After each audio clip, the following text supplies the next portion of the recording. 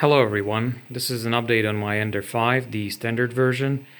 I have customized it to my own need, how I liked it, and I didn't buy any conversion kits, whereas I just figured out if you could remove the rail, which you cannot see right now. So I have removed this, same at the bottom.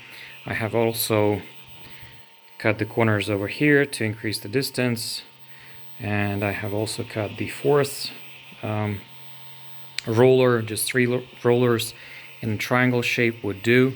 Same for the other side. I have only bought the new extruder, the Capricorn Teflon tube, and yeah, some cable management was organized over here, since running it just behind would create a loop that would just loop around this motor.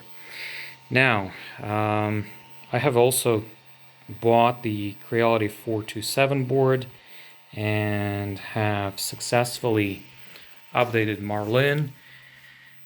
And the reason I was doing it is just to increase the bed size, because my prints are quite large. They're like 270 by 270 millimeters, and so yeah. The glass is 31 by 31 centimeter. It's Creality original. Now, how did I place it?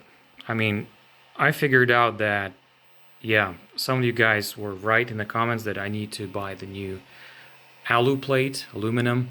Okay, I did this and figured out the whole contour of it has wiring going under, so I couldn't, just drill new holes somewhere, around this spot to make it directly fix.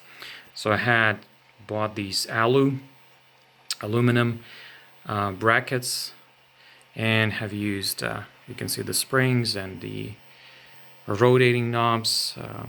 So yeah, that's so much for the hardware. I'm just gonna home it to show how the hardware works. Oh, sorry, go to home.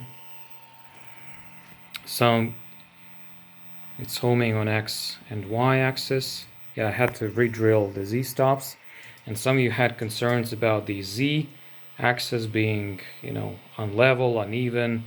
Yeah, I did spend some time on it, but not much, since I figured you could make larger holes and just move a bit if it goes stiff.